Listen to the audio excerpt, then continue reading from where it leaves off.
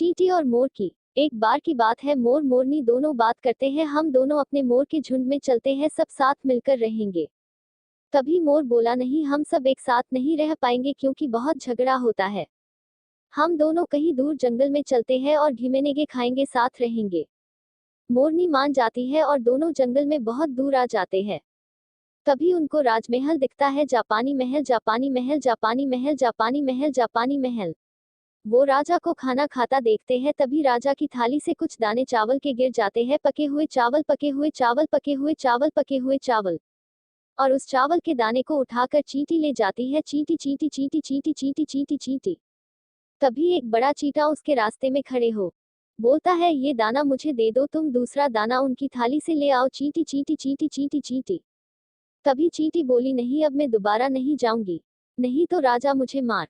तभी राजा उनकी बात सुनकर हंसने लगा। तभी चींटी नजर राजा पे पड़ती है और वो समझ जाता है कि राजा हमारी बात सुन सकता है, समझ सकता है। चींटी चींटी चींटी चींटी चींटी चींटी चींटी। लेकिन राजा ने किसी को कुछ बताया तो राजा पत्थर का हो जाएगा। राजा ने भी ये सुन लिया कि अगर वो किसी को कुछ बताएगा वो पत्थर का हो जाएगा। रानी ने पूछा, तुम हंस रहे हो? राजा बोला, कुछ नहीं। रानी बोली, जरूर कोई बात है, बताए। राजा बोला, कुछ नहीं। रानी बोली, तुम मुझसे प्यार नहीं करते तो तुम्हें बता नहीं रहे।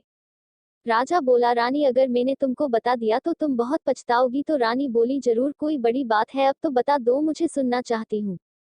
राजा बोला, ठीक है, टीम बर्बाद हो जाएगी। रानी फिर भी नहीं मानी और पूछने लगी। राजा बोला, फिर कहीं दूर जंगल में चलो, यहाँ से दूर कोई भी न हो, एकांत में। वो लोग दूर जंगल में पहुंच गए। राजा धीरे धीरे सब बताने लगा और वो पत्थर का बनता गया। तभी राजा बोला, आधा पत्थर का हो गया हूँ, अभी भी मान जाओ। रानी बोली, थोड़ी बात को पूरी कर दो, जैसे राजा की बात पूरी होती है। राजा पूरा पत्थर का हो जाता है।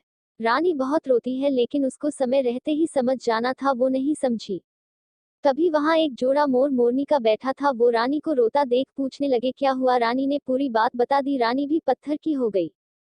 अब मोर मोरनी डर गए थे कि ये सोचकर इस बारे में जिसको पता होगा वो भी पत्थर का हो जाएगा।